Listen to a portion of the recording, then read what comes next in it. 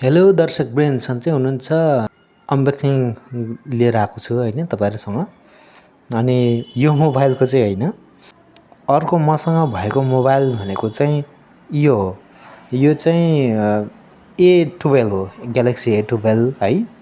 अनि यसको हेर्नुहोस् न हालत, बिचरा मोबाइलको हालत हेर्नु न। अस्ति डिस्प्ले चाहिँ फुटेर बिचराको एकदम गाह्रो भइरहेछ हौ जिन्दगीमा। हेर्नु त मजाले चाहिँ फुटेर होइन। मेरो हातमा त के हो, बाँदर हातमा नरिवल भने जस्तो भएछ त। नयाँ मोबाइल चाहिँ देखाउँछ है तपाईँलाई। मोबाइल नयाँ, एकदम ब्रान्ड न्यू मोबाइल आउँदैछ। यस, पक्कै पनि साथीहरू, यो मोबाइल हो एकदम ब्रान्ड न्यू मोबाइल। मेरो मोबाइल भन्ने नाम चाहिँ होइन, यो मोबाइलको नाम चाहिँ रेडमी 14C हो है। काठमाडौँमा रहेको गुड स्टोरबाट चाहिँ मगाएको। अब यसलाई खोल्नु पर्यो नि त गाइज, अनबक्सिङको पनि भ्लग हुँदो रहेछ भन्ने कुरो चाहिँ एउटा कुरो क्या। अनि काट्नलाई त अब यस्तो छ है, कट्टा हानिदिने जस्तो गरेर चाहिँ मैले यो ऱ्यापिङ गरेको एकदम मजाले ऱ्यापिङ गरेको छ गुडले है। अनि त्यो ऱ्यापिङ गरेकोलाई चाहिँ मैले च्यातचुत गर्नुपर्ने छ। त्यो प्याक हटाएपछि हजुरसँग भेटौँ है त। टक्क लाएर च्यातचुत गर्ने काम पनि अब सक्यो। हेर्नुहोस् त, मैले त्यो कागज फालिदिएँ। अब यहाँनिर टक्क त्यो झोलाबाट चाहिँ मेरो सामान निस्किँदैछ गाइज है। निस्क्यो सामान चाहिँ, के निस्क्यो भन्दा मोबाइल निस्क्यो। हेर्नुहोस् त, त्यहाँ पनि फेरि अर्को बाक्लो लिएर छ। बल्ल बल्ल 10 घन्टाको मेहनतपछि चाहिँ हेर्नुहोस् त, टक्क लाएर चाहिँ अनबक्सिङ भयो। के भन्छ त्यो ऱ्यापिङ गरेको पेपरबाट बाहिर निस्क्यो है, बाहिर निस्क्यो मोबाइल, बाहिर निस्क्यो। के लेखेको छ त, रेडमी 14C लेखेको छ। हेर्नुहोस् त कति ठुलो बक्स छ। मेरो अनुहारभन्दा टाउकोभन्दा ठुलो रहेछ त हौ। ओहो, त्यहाँनिर अर्को सामान पनि मेरो आएको रहेछ भनेर म टक्क लाएर हेर्नुहोस् त, एयरबड पो रहेछ है। त्यो यहाँभित्र रहेको छ साथीहरू। मैले यो निकालेँ। ल एयरबड, तिमीलाई धेरै धेरै धन्यवाद छ।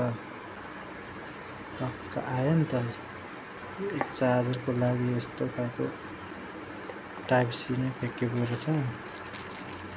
यो चाहिँ त्यो कानको कुरा हरायो भन्नेको लागि रहेछ। अब फाइनल्ली अब चाहिँ मोबाइलको यो बाकस तोडेर हुन्छ नि, त्यो मोबाइलको जुन मेन बाकस तोडेर हामी चाहिँ मोबाइलको दर्शन गर्ने तयारीमा छौँ। हेर्नुहोस् त, यो पछाडिको ब्याक प्यानल देखाएँ मैले। त्यसपछि हेर्नुहोस् त त्यहाँनिर वामम्म कस्तो त्यो प्लास्टिकभित्र छ। अझ त्यो प्लास्टिकबाट म टक्क लाएर निकाल्छु है। निस्क्यो। ओहो, अब अन गर्नुपर्ने रहेछ है। अन भयो, अब अन गर्ने प्रक्रियामा छ। अब अन हुँदै गर्छ। अब अरू के छ हामी हेर्दै जाउँ है त। अब मोबाइललाई एकछिन अन हुन दिएर त्यहाँनिर हेर्नुहोस् त के रहेछ भनेर निकाल्दैछु।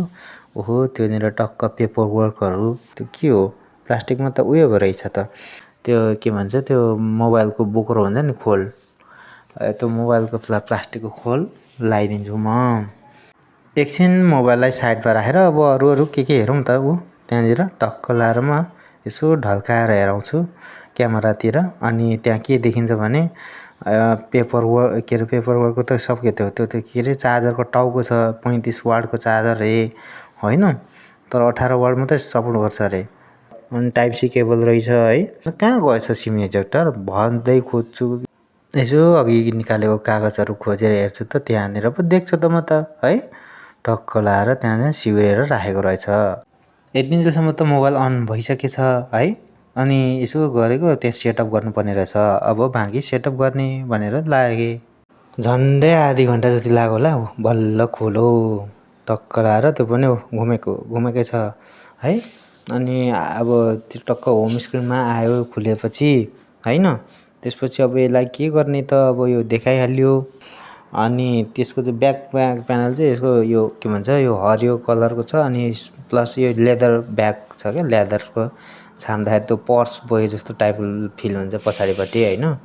अब बाँकी कुराहरू के गरिराख्नु, धेरै झमेला, लामो पनि भइसक्यो भिडियो भनेर छोटो छुट्याउने कुरा भयो। मोबाइल सेटअप गर्ने काम पनि भयो अनि मलाई के फिल भयो भने सिम पनि हाल्यो हैन।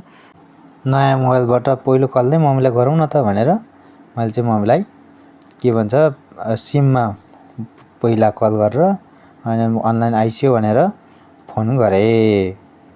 म त घुम्ने मेचमाथि पो यस्तो घुम्दै बसिरहेको छु त भन्दै मम्मीसँग एकछिन गफ मारेँ। नयाँ मोबाइलको बारेमा यसो सरप्राइजको कुराहरू सुनाइदिएँ हैन। अर्को किन्ने कुरा चल्दै थियो नि त। अनि अचानक यस्तो मोबाइल किन्यो भनेर चाहिँ मम्मीलाई गफ लाग्यो। गफ लाग्यो भन्दा नि साँचो कुरै हो हैन। अब अनि मम्मी चाहिँ घरतिर काम गरिबक्सिँदै रहेछन्। अनि त्यहाँबाट मैले चाहिँ टक्क लाएर मम्मीलाई चाहिँ यस्तो छ उस्तो छ भनेर नि गफ लाएँ। यस्तै हो आजलाई यति नै साथीहरू। अब फेरि भोलि भेटौँला। यहाँहरूको दिन शुभ रहोस्। पक्नुस् त यहाँ बहिनीहरूलाई त मैले धन्यवाद दिनै बिर्सेछु त। बहिनीहरू यहाँनिर मलाई चाहिँ मोबाइल यसरी प्रदान गर्नुभएकोमा धेरै धेरै धन्यवाद छ। यदि भन्दै आजको लागि छुट्ने समय आयो साथीहरू। यहाँको समय व्यस्त रहोस्, हस्त मस्त रहोस्। हस्त।